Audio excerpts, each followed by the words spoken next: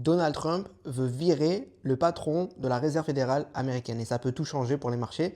Écoute bien ce passage. Mr. President, on Jerome Powell, you said that the termination of Jerome Powell cannot come fast enough. He says he won't leave even if you ask him to. Oh, he'll leave. If I ask him to, he'll be out of there. But Do you believe I you don't, have I the don't think powers he's. to remove I don't him? think You're he. not trying to do that? I don't think he's doing the job. He's too late. Always too late. A little slow, and I'm not happy with him.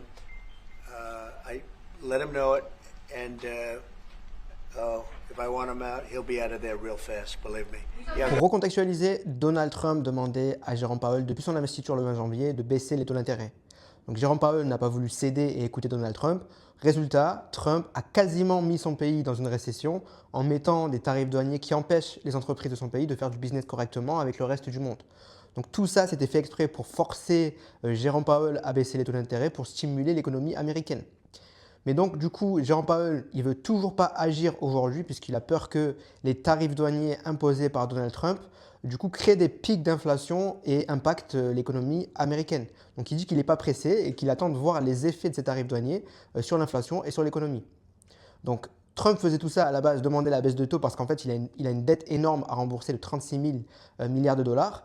Et du coup, parce qu'en fait, la baisse de taux, ça permet d'emprunter de l'argent plus facilement et c'est beaucoup plus facile pour Trump de rembourser cette dette du coup. Mais donc, Trump, il n'en peut plus en ce moment d'attendre. Il sait qu'il a une dette énorme à rembourser et que sans cette baisse de taux, ça va être très difficile pour lui de la rembourser.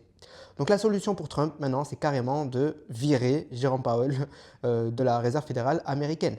Donc, selon le Wall Street Journal, le remplaçant visé par Trump, ça serait le gouverneur Kevin Warsh, qui serait du coup la personne pressentie pour remplacer Jérôme Powell.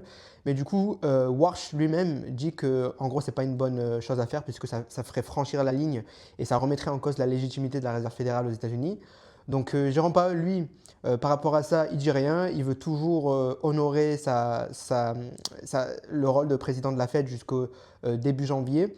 Pardon, jusqu'à mai 2026 et il insiste face à la menace de la stagflation. Donc la stagflation, c'est une situation économique où l'inflation est élevée, la croissance est faible et le chômage est élevé. Donc il veut à tout prix éviter ça et c'est pour ça qu'il ne veut pas prendre de décision précipitée par rapport à la baisse des taux. Donc la situation économique américaine est très toxique puisque d'un côté, l'économie américaine est bloquée à cause des tarifs douaniers énormes imposés par Trump, notamment sur la Chine à hauteur de 245%. Et de l'autre côté, la Fed ne veut pas stimuler l'économie pour l'instant parce que justement, il y a des craintes de pic d'inflation et elle est obligée d'attendre du coup en mai, voir les effets que ça aura eu depuis début avril. Le 2 avril, c'était la date de mise en vigueur des tarifs de Trump. Elle est obligée d'attendre un mois pour voir les effets que ça a eu sur l'inflation. Donc l'environnement, il est incertain, mais quand même, ce qu'on peut noter, c'est que le Bitcoin fait une preuve relative de résilience. Donc la crypto-monnaie Bitcoin oscille entre 83 et 86 000 dollars. Mais en tout cas, elle reste assez élevée par rapport à d'autres actifs comme les actions en ce moment. On peut noter la tension qui est super palpable aux États-Unis avec tout ce qui se passe. Mais en tout cas, si on veut vraiment repartir sur le Bitcoin, je pense, mon avis personnel, c'est pas de virer Jérôme Powell la meilleure solution puisque ça pourrait créer plus d'incertitudes. La meilleure chose, c'est de trouver des accords commerciaux, du coup, surtout entre les USA et la Chine. Et puis plus tard, laisser la Fed baisser les taux puisque de toute façon, elle aura décidé de le faire par elle-même.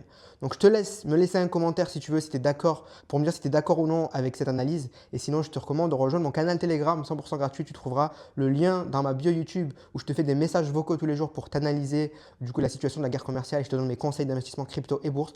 Donc le lien est dans ma bio, c'est 100% gratuit. Je te recommande de rejoindre et je te dis à bientôt.